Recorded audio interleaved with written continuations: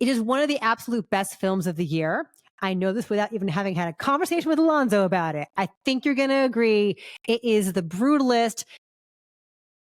It is out now in limited release. If you can see it in 70 millimeter, by all means, please go and do that.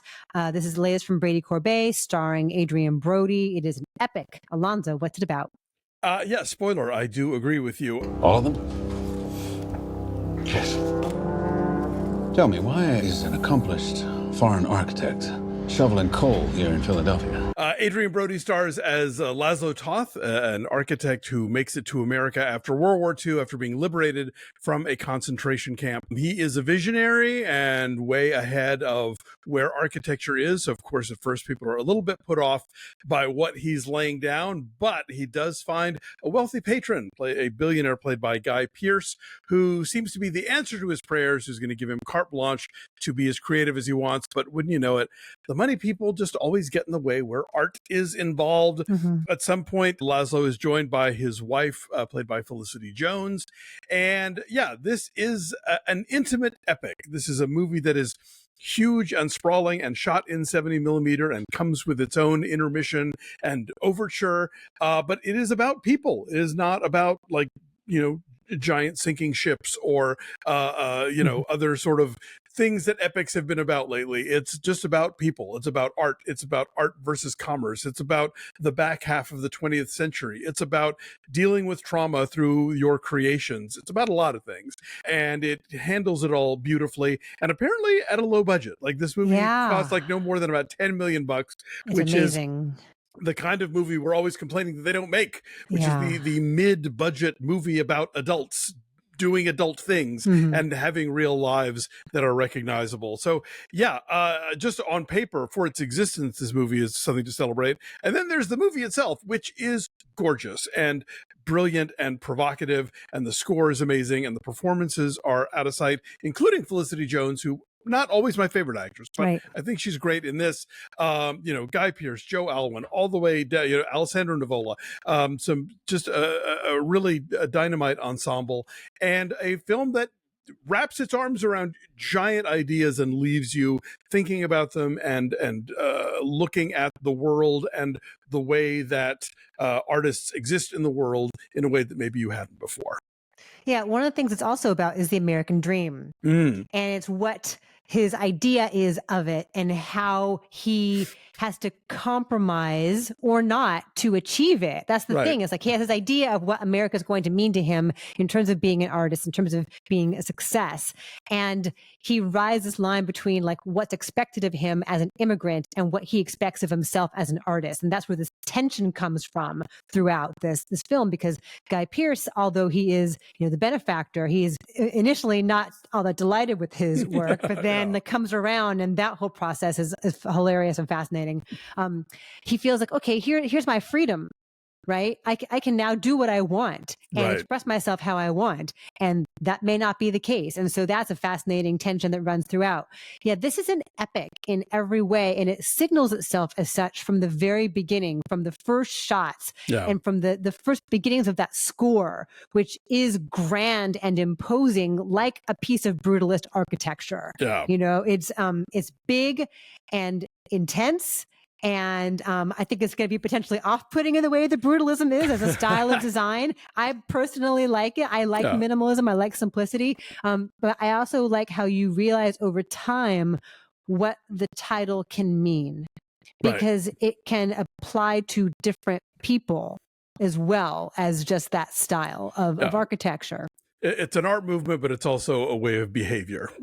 Yeah. And it's a 3.5 hour long film that does not feel like a 3.5 hour long film. No. It totally breezes by. Yes, it helps to have an intermission. There should be more of them, frankly. You know, Infinity War needed an intermission. I don't know why we didn't have one. So thank you, Brady Corbet, for bringing back the mandated intermission. Yeah.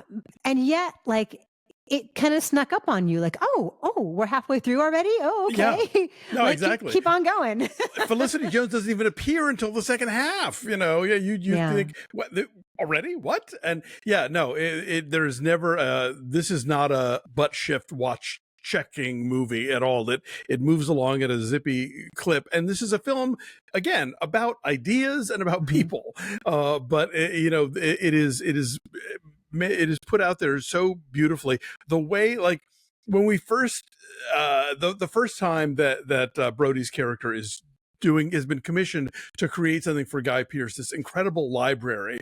Like, even if you walk in this movie knowing diddly squat about architecture, and I put myself in that category, I barely know anything, you understand why these choices are bold, why they mean something, how they are different and forward thinking, but at the same time utilitarian and not there to be showy in any way. Like, this is a film that doesn't just operate at this lofty level of like, yes, well, this is art, and if you don't know what it is, you're not going to keep up. Yeah. Like, this demonstrates what this guy's thinking, what he is creating, why it matters, and what it has to say about him and everything that he's gone through. Yeah, it's utilitarian, but it's also like it's made to last. Yes. This is not IKEA, right? Like the things that he makes, and I feel like what Adrien Brody's character creates in the film is sort of emblematic of the film as a whole. I feel like what Brady Corbet is trying to do with the film is very similar to Laszlo Toth's purpose in life here, his artistic vision here. Everything about this is great. Adrien Brody's like never been better because he has to evolve as the film goes on, as he gets to understand how America works, but also stay true to his principles. Yes. And so he has to balance those two things the whole way through. He can be really difficult. He can be really funny. He's also got substance abuse issues, which change how he navigates the world. And the whole supporting cast is great. Everything with him and Guy Pearce. There's a tension that runs through that relationship, even during the good times, even when they are collaborating and you feel like they're really getting along. There's an undercurrent that's simmering there. Right. Well, this is so much. I mean, like, I think art and commerce is definitely one of the huge themes here. And Dave and I were talking about this morning. It's like, Brady Corbet, there's a ton of producers listed on this movie. So he probably got like small bits of money from a bunch of sources, and then they all thought they were going to have a say in things, and they all had opinions, and they all wanted to chime in. And it's that deal where, like, Orson Welles said, if you're a poet, all you need is a pen. If you're an artist, if you're a filmmaker, you need an army. And so it is inescapable to be a filmmaker, and like, you require this financial backing, but you also require them to give you a check and go away. And Guy Pearce never goes away, even as the checks keep coming. Yeah, I've seen this compared to There'll Be Blood.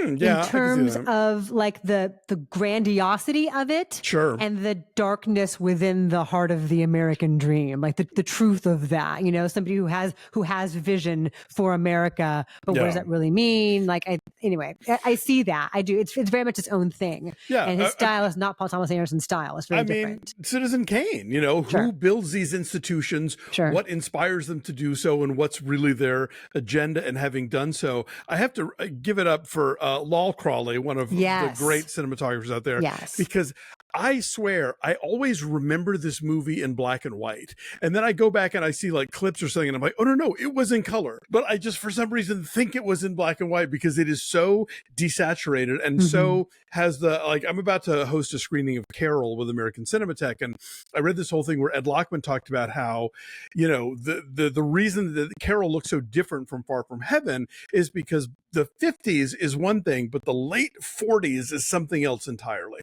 The late 40s in this country was a much grimmer look. The war had just ended. The kind of like boom prosperity years hadn't kicked in yet, and so there was kind of a sparseness to things, and that's captured so beautifully and sparely by Lol Crawley in this film. I'm just fascinated by it. Yeah, and the costume design achieves that too. And the production design, as far as like the mansion, like Guy Pearce's mansion is like stately and kind of cold, So, it is impeccable, like from a production perspective on every level. Everyone's great in it.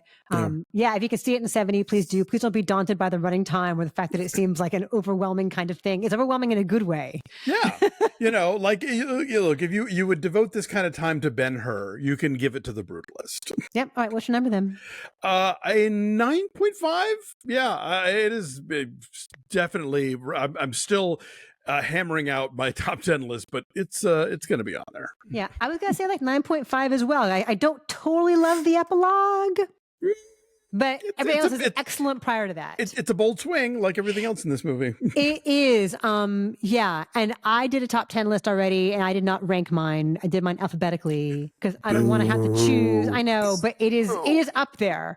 Honora the Brutalist. Well, yeah. If he titled it, Zootropia, then, he'd be in trouble, I guess. Anyway, it's out in theaters this weekend. Please go find it wherever it is near you.